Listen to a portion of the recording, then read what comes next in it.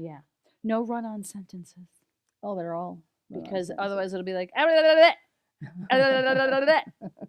that's my, and it's usually me. You. And that, well, I'll talk a lot, but I cut all of me out.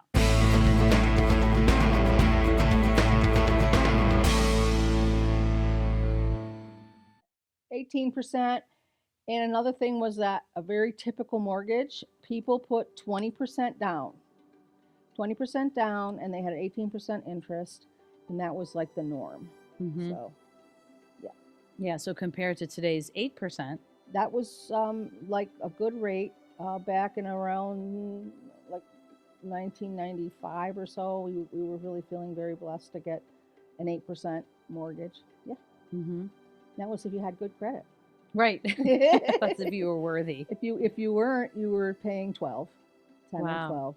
And then back then it was common for, like, if someone was doing owner financing, like a lot of the land people, Mm-hmm.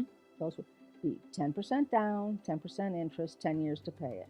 10, 10, and 10 is very common. Oh, that's very easy. Yep. Everyone knows what to expect. I think staying in that lane. What else? So what has really been maybe the biggest change over 38 years of real estate, 39 years? Yeah. Well, back then we were the keeper of the keys. Mm-hmm. You had to come to us to get into a house. And you had to call up. You had to make a phone call. You had to, get somebody to tell you about it, and then to make plans to go get it.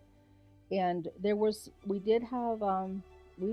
taught back then how to pre-qualify a buyer. So, we could do that. Mm-hmm. But now it's more like, you stay in your lane, which is real estate, selling the houses, showing and bringing the contract together. And then you let the lenders do their thing. But back then, you didn't always have that time. You didn't have enough time for that. And if you had somebody come in, a lot of times buyers would come up from the city, they'd walk in, and they would sit down, and you'd take their information, and then they would tell you what they wanted. Mm-hmm. And then the next thing they wanted to do was go get in your car and have you drive them to look around the properties. Yep. So it was a good skill to have if you knew how to pre-qual somebody, be able to find out whether or not they were likely. Yes. And in those days, so many agents wrote up contracts, and then the contracts failed because the buyers couldn't get their mortgage.